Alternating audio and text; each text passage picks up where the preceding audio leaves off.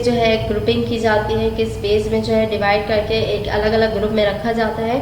तो अगर हम अपने इर्द गिर्द नज़र दौड़ाएं तो हमें बहुत से जानदार अक़साम नज़र आते हैं इस दुनिया में या इस ज़मीन में। तकरीबन 2 मिलियन काइंड्स के जो है 2 मिलियन जो है जानदारों की अक़साम मौजूद है।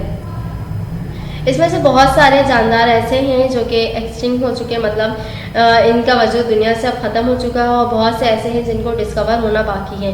तो 2 मिलियंस में तकरीबन 1.5 मिलियंस को जो है एनिमल्स का में रखा गया और 0.5 जो है प्लांट्स से।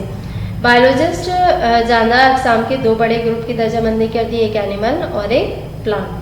लेकिन जैसे जैसे नई नई टेक्निक आती गई, नई नई टेक्नोलॉजी आती गई, तो जानवरों के और भी ग्रुप बनते चले गए ताकि इनको स्टडी करने में आसानी हो, हम उन तमाम जानदार अक़साम को आसानी से स्टडी कर सकें।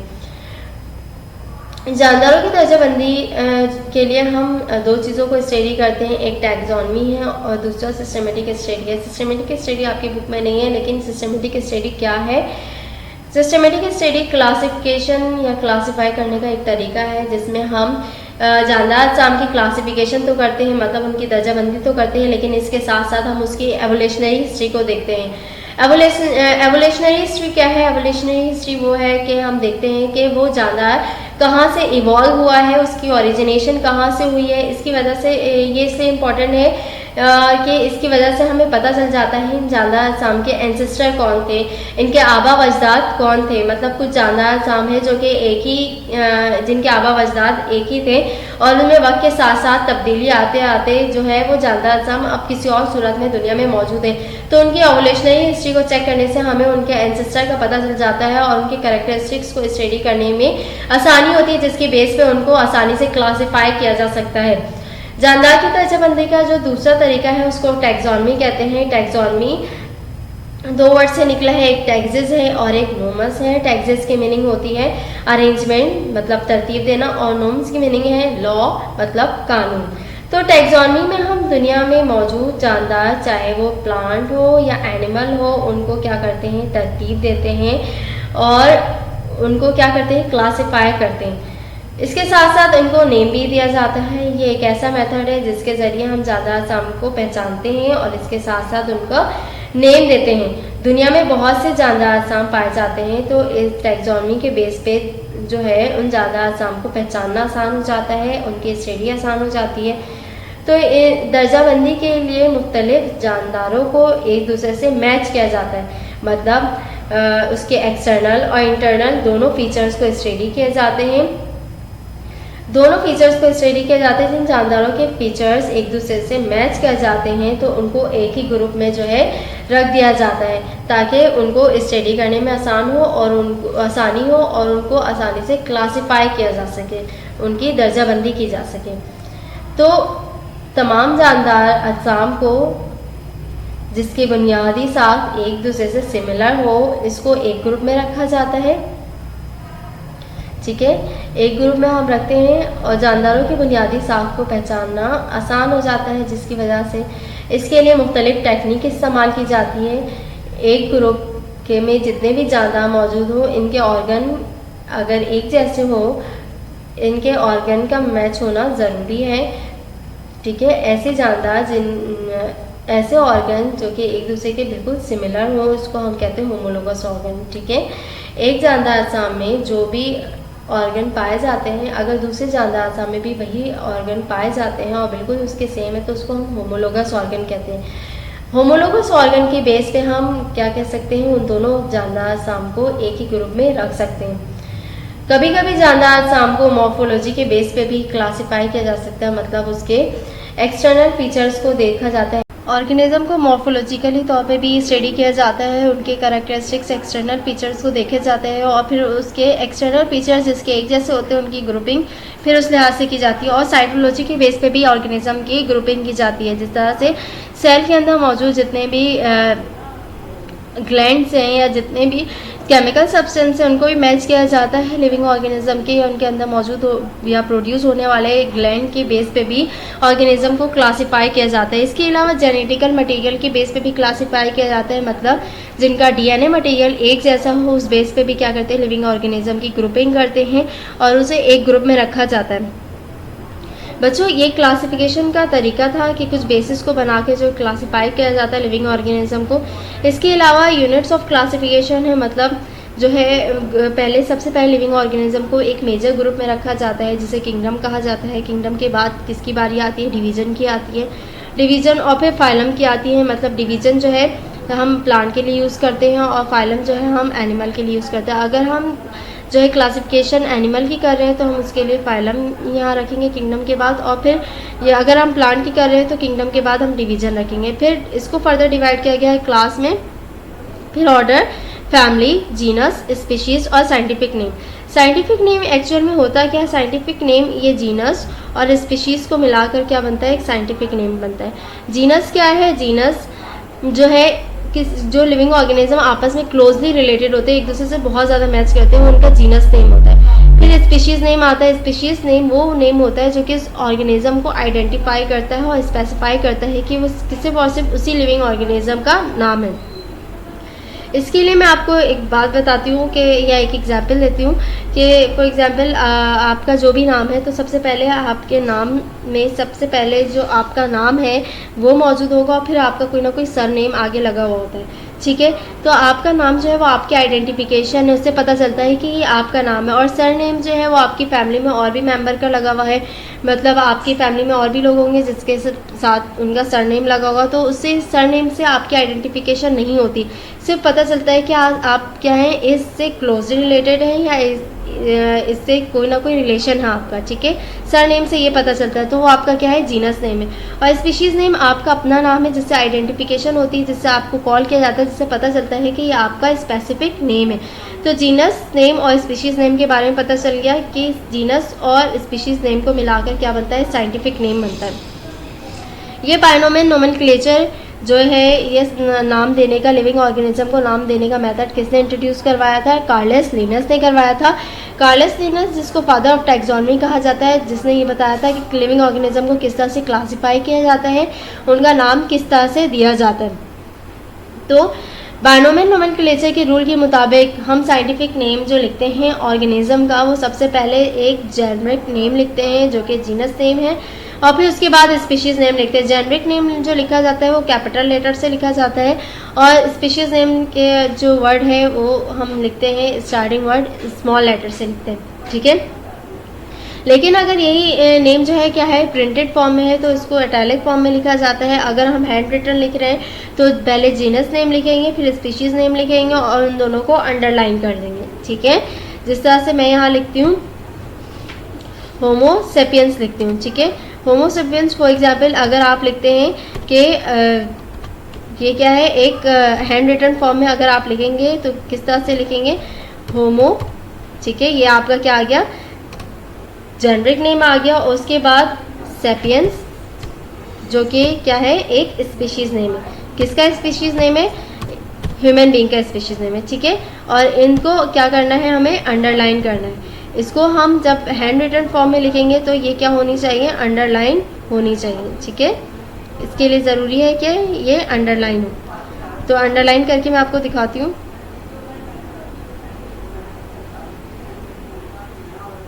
ये अंडरलाइन होंगी और फिर इस तरह से आप जो है जब भी नोट्स में या पेपर में लिखिएगा तो फिर अंडरलाइन करके लिखिएगा, ठीक है। एक और फॉर्म है कि हम इसको इटैलिक फॉर्म में लिखते हैं, ये रूल है। अच्छा, स्पीशीज़ नेम क्या होता है? स्पीशीज़ नेम वो नेम होता है जो कि सिर्फ और सिर्फ उस लिविंग ऑर्गेनिज्म का होता है, इसके अलावा किसी और लिविंग ऑर्गेनिज्म का नहीं होता, जिसकी मदद से हम उसको क्या कर सकते हैं?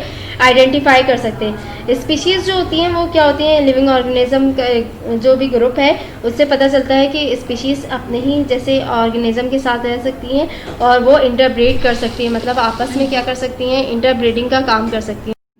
लिविंग ऑर्गेनिज्म को जो है ग्रुप करने के लिए पहले क्या किया जाता है? इसको एक लार्ज किंगडम में रखा जाता है। एक लार्ज ग्रुप है लिविंग ऑर्गेनिज्म की जो क्लासिफिकेशन के लिए है उसे हम किंगडम कहते हैं।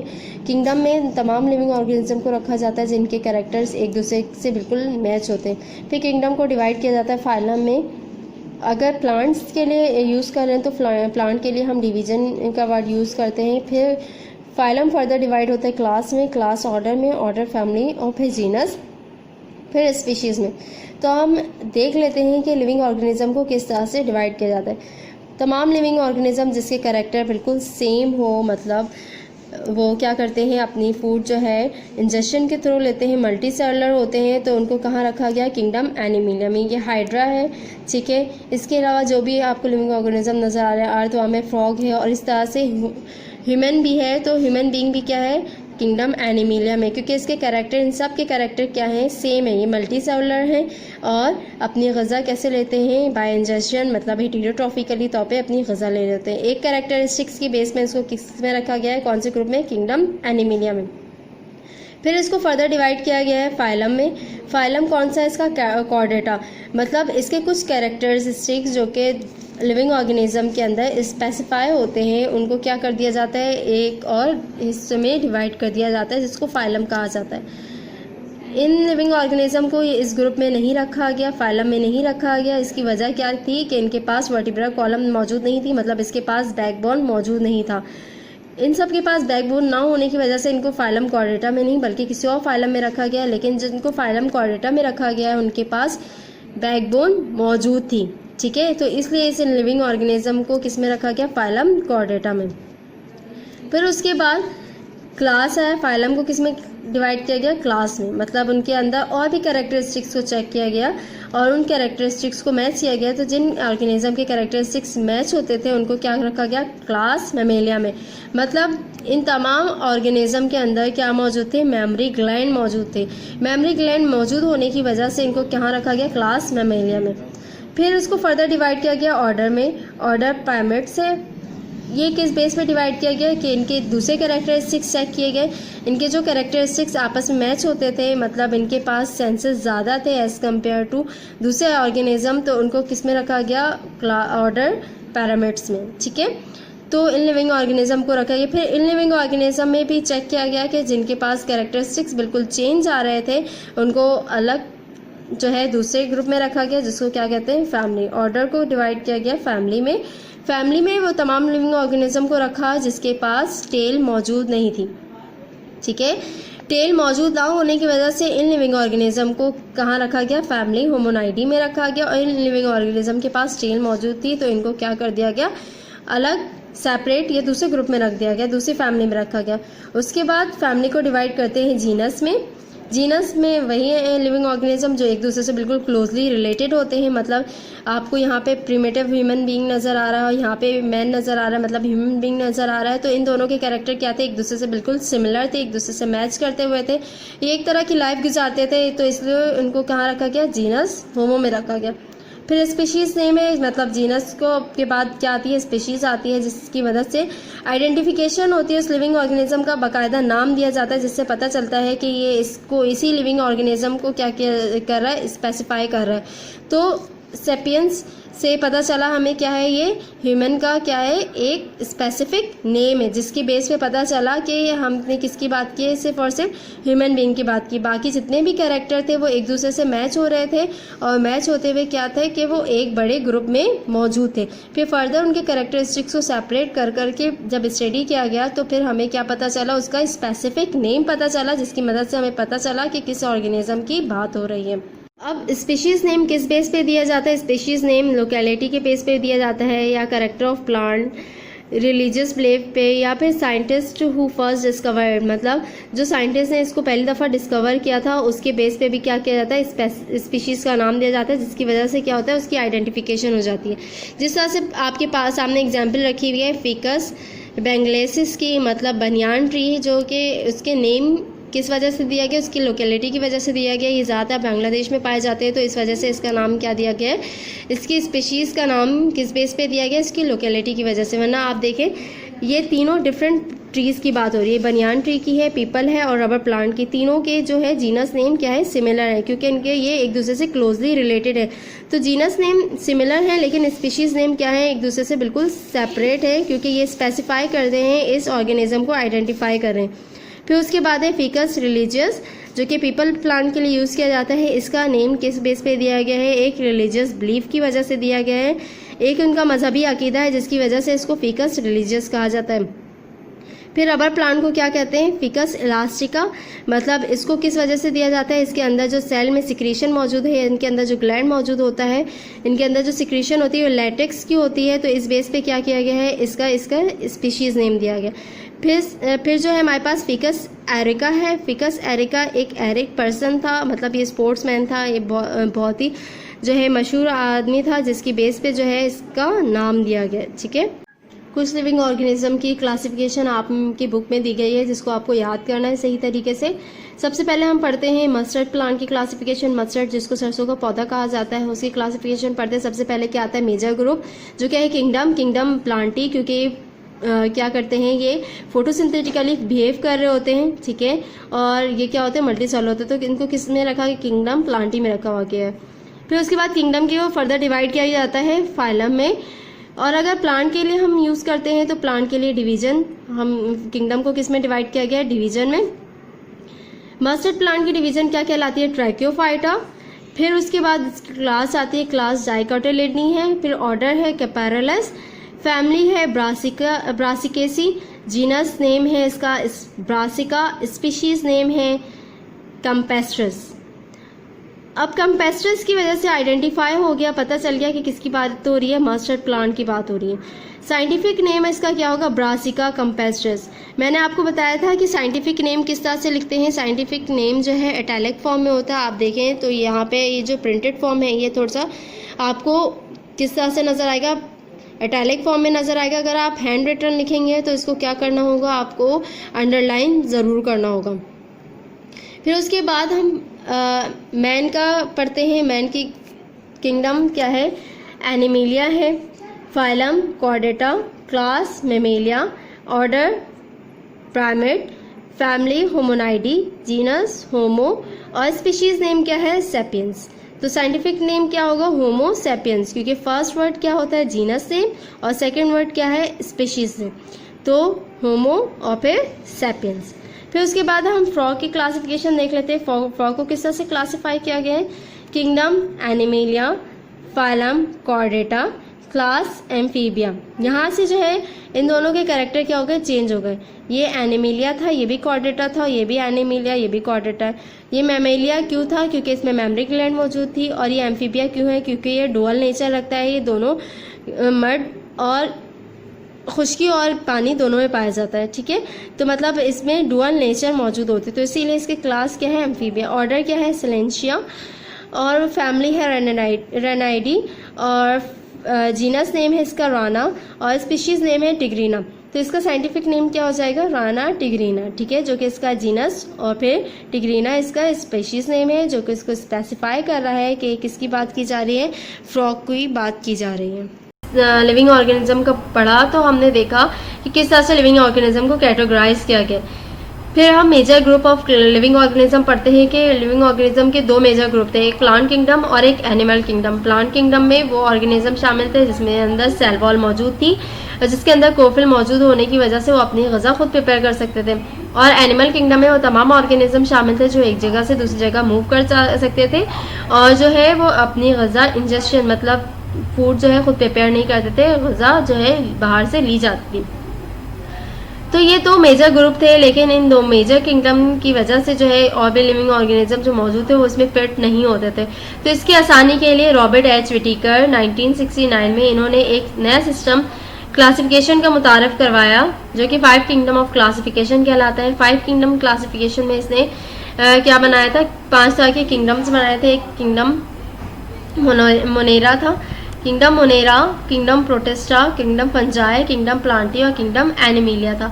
किंगडम मोनेरा में इसने तमाम प्रोकैरियोट्स को रखा था। अच्छा, पहले इस किंगडम को स्टडी करने से पहले मैं बता दूं कि क्लासिफिकेशन के लिए किसी ना किसी बेस पे ही क्लासिफाई किया गया लिविंग ऑर्गेनिज्म को। तो प्रोकैरियोट्स यूकैरियोट के बेस पे किया गया, मतलब प्रोकैरियोट आपने पहले ही पढ़ा है, प्रोकैरियोटिक सेल या प्रोकैरियोट्स ऑर्गेनिज्म क्या होते हैं जिसके अंदर ट्रू न्यूक्लियस नहीं पाया जाता, फॉल्स न्यूक्लियस पाया जाता है, उनके न्यूक्लियस के इर्द गिर्द मेम्ब्रेन नहीं मौजूद होती। यूकैरियोट ऑर्गेनिज्म वो ऑर्गेनिज्म होते हैं जिनके इर्द गिर्द न्यूक्लियस के मेम्ब्रेन मौजूद होती है। फिर यूनिसेलुलर और मल्टीसेलुलर के बेस पे क्लासिफाई किया गया है। मल्टीसेलुलर ऑर्गेनिज्म वो ऑर्गेनिज्म थे जो एक से ज़्यादा सेल पे कंसिस्ट हो, यूनिसेलुलर ऑर्गेनिज्म वो ऑर्गेनिज्म थे जो 1 सेल पे कंसिस्ट थे। फिर मोड ऑफ न्यूट्रिशन को देखा गया। मोड ऑफ न्यूट्रिशन मतलब इनमें ग़िज़ा लेने का जो मेथड था वो क्या था, मतलब ये कुछ जानदार जो अपनी ग़िज़ा खुद प्रिपेयर कर सकते थे या किसी और से ग़िज़ा लेते थे। और अगर किसी और से लेते थे तो टेम्परेरी लेते हैं या परमानेंटली लेते हैं या किसी डेड ऑर्गेनिज्म या डेड मैटर पे डिपेंड करते हैं। तो इन तमाम चीज़ों को बेस बना के क्या किया गया था, क्लासिफिकेशन की गई थी। तो रॉबर्ट एच विटिकर जो भी थे, इन्होंने क्या किया था, 5 किंगडम क्लासिफिकेशन को मुतारफ़ करवाया था। 5 किंगडम क्लासिफिकेशन में सबसे पहले किंगडम मोनेरा है, उसमें तमाम प्रोकैरियोट्स को रखा था, मतलब जिनके पास फर्स्ट न्यूक्लियस मौजूद था, उनके पास न्यूक्लियर के इर्द गिर्द मेम्ब्रेन मौजूद नहीं थी, ठीक है। और फिर इसमें वो ऑर्गेनिज्म को रखा जो कि डिफरेंट मेथड से क्या करते थे, अपनी ग़िज़ा लेते थे। फिर किंगडम प्रोटिस्टा है। किंगडम प्रोटिस्टा में यूनिसेलुलर ऑर्गेनिज्म थे, मतलब जो 1 सेल पे कंसिस्ट है। यूनिसेलुलर यूकैरियोट्स थे। यूनिसेलुलर यूकैरियोट्स मतलब 1 सेल पे कंसिस्ट थे, लेकिन इनके पास प्रॉपर न्यूक्लियस मौजूद थी, ठीक है। और ये भी अपनी ग़िज़ा डिफरेंट मेथड से लेते थे, मतलब या तो ख़ुद प्रिपेयर करते थे या फिर इंजेक्शन के थ्रू, मतलब किसी और फूड मटेरियल को खाते थे और उसके थ्रू अपनी ग़िज़ा हासिल करते थे। फिर था किंगडम फंजाई। किंगडम फंजाई में इसने मल्टी सेलुलर यूकैरियोट को रखा। मल्टी सेलुलर यूकैरियोट मतलब जो एक से ज़्यादा सेल से मिलकर बने थे। यूकैरियोट्स मतलब जिनके पास ट्रू न्यूक्लियस मौजूद था, न्यूक्लियस के इर्द गिर्द मेम्ब्रेन मौजूद थी, ठीक है। और जो अपनी ग़िज़ा जो है हेटेरोट्रॉफिकली तौर पर लेते थे, मतलब किसी और लिविंग ऑर्गेनिज्म से जो अपनी ग़िज़ा हासिल करते थे, या फिर एब्जॉर्प्शंस के थ्रू, मतलब किसी ऑर्गेनिज्म से अटैच रहते थे और उससे जो है अपनी फूड को एब्जॉर्ब करते थे, ठीक है। या तो ये प्लांट के ऊपर भी रह सकते हैं, प्लांट के ऊपर रहकर भी अपनी ग़िज़ा को उससे हासिल कर सकते हैं। Kingdom Plantae. Kingdom Plantae name से ही पता चल रहा है इसमें क्या आएंगे, प्लांट आ जाएंगे। इसमें क्या थे, मल्टी सेलुलर यूकैरियोट थे। मल्टी सेलुलर यूकैरियोट्स क्या थे, जो कि एक से ज़्यादा सेल पे कंसिस्ट थे, और इसके अलावा जो यूकैरियोटिक ऑर्गेनिज्म मतलब इनके पास ट्रू न्यूक्लियस मौजूद है और ये फोटोसिंथेटिकली अपनी ग़िज़ा लेते हैं, मतलब अपनी ग़िज़ा खुद प्रिपेयर कर सकते थे। फिर किंगडम एनिमेलिया है। किंगडम एनिमेलिया में तमाम मल्टी सेलुलर यूकैरियोट आए, मतलब इनके जो सेल थे वो 1 से ज़्यादा सेल पे, या ये इनकी बॉडी जो थी 1 से ज़्यादा सेल पे कंसिस्ट थी। और यूकैरियोट मतलब ये अपनी इनके पास ट्रू न्यूक्लियस मौजूद थी। और ये अपनी ग़िज़ा कैसे लेते थे, हेटेरोट्रॉफिकली बाय इंजेक्शन, मतलब अपनी ग़िज़ा खुद प्रिपेयर नहीं करते थे और किसी और ऑर्गेनिज्म को अपनी ग़िज़ा के तौर पे यूज़ करते थे। तो 5 किंगडम क्लासिफिकेशन को विटिकर ने मुतारफ़ करवाया और फिर इस बेस पे क्या किया गया, डिफरेंट लिविंग ऑर्गेनिज्म को जो है इन किंगडम में फिट कर दिया गया था। रॉबर्ट एच विटिकर ने जो भी क्लासिफिकेशन की थी किंगडम की, किंगडम प्रोटिस्ट में उसने यूनिसेलुलर यूकैरियोट्स को रखा था जो कि डिफरेंट तरीके से अपनी ग़िज़ा लेते थे, जिसमें एनिमल भी शामिल थे और प्लांट भी शामिल थे। जिस तरह से एनिमल में प्रोटोजोन्स आ रहे थे और प्लांट्स में जिस तरह से एल्गी है, एल्गी फोटोसिंथेटिकली बिहेव करता है और अपनी ग़िज़ा जो है क्या करता है, खुद प्रिपेयर कर रहा होता है। तो इसमें दोनों आए थे, इस वजह से जो है ये कन्फ्यूजन हो रही थी। तो फिर मार्गलस और शिवर्ट्स आए। मार्गलस और शिवर्ट्स ने क्या किया था, जो विटिकर ने जो क्लासिफिकेशन 5 किंगडम ऑफ क्लासिफिकेशन पेश की थी उसको थोड़ा सा मॉडर्नाइज़ किया था। तो इस मॉडर्नाइज़ करने के बाद जो है इसकी क्लासिफिकेशन जो बनी थी, इसमें इसने 5 किंगडम ही मुतारिफ करवाए। 5 किंगडम में इसने सबसे पहले किंगडम प्रोकैरियोट्स को रखा, फिर किंगडम प्रोटोक्टिस्टा को रखा, किंगडम फंजाई को रखा, किंगडम प्लांटी और फिर किंगडम एनिमिलिया को रखा। किंगडम प्रोकैरियोट्स में उसने वो तमाम प्रोकैरियोट्स रखे जिनके पास न्यूक्लियस जो थी वो क्या थी, फॉल्स थी। तो इसमें बैक्टीरिया आ गए, साइनोबैक्टीरिया आ गए, जो कि ऑटोट्रॉफिकली और हेटेरोट्रॉफिकली दोनों बिहेव करते हैं, मतलब कभी अपनी ग़िज़ा खुद भी प्रिपेयर करते हैं और क्या करते हैं कि इसके अलावा ये ग़िज़ा जो है दूसरे लिविंग ऑर्गेनिज्म से भी हासिल करते हैं। फिर किंगडम प्रोटोक्टिस्टा में जो है लिविंग ऑर्गेनिज्म आते हैं जो कि यूकैरियोट होते हैं, मतलब इनके पास ट्रू न्यूक्लियस मौजूद होता है। और इसमें तमाम वो ऑर्गेनिज्म आते हैं जिसको ना तो एनिमल में क्लासिफाई कर सकते हैं, ना तो प्लांट में रखा जा सकता है और ना तो फंजाई में रखा जा सकता है। मतलब इसमें क्या आते हैं, यूग्लिना आते हैं, पैरामीशियम आते हैं, क्लोमेडोमोनास आते हैं। मतलब ये क्या होते हैं, ये प्लांट और एनिमल के एंसेस्टर कंसिडर किए जाते हैं। मतलब जो एडवांस प्लांट और एनिमल बने हैं वो का ख्याल किया जाता है कि किंगडम प्रोटोक्टिस्टा में मौजूद यूग्लिना, पैरामीशियम और क्लोमेडोमोनास से बने। मतलब ये तो मोटाइल भी होते हैं, एक जगह से दूसरी जगह मूव भी कर सकते हैं और इसके अलावा इनमें ग़िज़ा लेने का तरीका जो होता है वो प्लांट के से की तरह का होता है, इसीलिए ये दोनों में प्लांट और एनिमल दोनों में ही कंसिडर किए जाते हैं। तो इसलिए इसके अलग किंगडम में रखा गया जिसको कहा गया किंगडम प्रोटोक्टिस्टा। फिर उसके बाद किंगडम फंजाई है। किंगडम फंजाई में नॉन क्लोरोफिलस होते हैं, मतलब इनमें क्लोरोफिल मौजूद नहीं होता, ये अपनी ग़िज़ा खुद प्रिपेयर नहीं कर सकते। ये मल्टी सेलुलर यूकैरियोटिक ऑर्गेनिज्म है इनके अंदर सेल वॉल मौजूद होती है, ठीक है। और ये नॉन मोटाइल होते हैं क्योंकि ये क्या है, ये एक जगह से दूसरी जगह मूव नहीं कर सकते हैं, ठीक है। और इसमें क्या आती है एग्जाम्पल, एगेरिकस मशरूम की आती है। फिर किंगडम प्लांटी की बात करते हैं। किंगडम प्लांटी में क्या होती है, क्रोफ्लस होती है, मतलब ये अपनी ग़िज़ा खुद प्रिपेयर कर सकती है। इसके अलावा ये मल्टी सेलुलर होते हैं और क्या होते हैं, नॉन मोटाइल होते हैं। नॉन मोटाइल मतलब एक जगह से दूसरी जगह मूव नहीं कर सकते। फिर उसके बाद हम किंगडम एनिमिलिया को देखते हैं। किंगडम एनिमिलिया में तमाम क्या होते हैं, यूकैरियोटिक ऑर्गेनिज्म आते हैं। यूकैरियोटिक ऑर्गेनिज्म जो कि मल्टी सेलुलर थे, ठीक है, जिनके पास सेल वॉल मौजूद नहीं होती, जिनके पास कोफिल मौजूद नहीं होता, ठीक है। और ये क्या होते हैं, ये मोटाइल होते हैं, एक जगह से दूसरी जगह फ्रीली मूव कर सकते हैं। और क्या होते हैं कि अपनी ग़िज़ा इंजेक्शन के थ्रू, मतलब किसी और फूड मटेरियल पे डिपेंड कर रहे होते हैं। इस चैप्टर को समझ लिया आप लोगों ने बच्चों। ये 5 किंगडम क्लासिफिकेशन याद कर लीजिएगा, मार्गलस शिवर्ट्स के भी और इसके अलावा व्हिटेकर के भी। इसमें छोटी डेफिनेशन भी आती है कुछ, जिस तरह से टैक्सोनॉमी की है डेफिनेशन आती है, ठीक है, या होमोलोगस ऑर्गन की डेफिनेशन आती है। इसके अलावा साइंटिफिक नेम को भी याद कर लीजिएगा जो कि मस्टर्ड मैन ऑफ रॉक का दिया गया है। और अपना बहुत सा ख्याल रखिएगा। अल्लाह हाफ़िज़।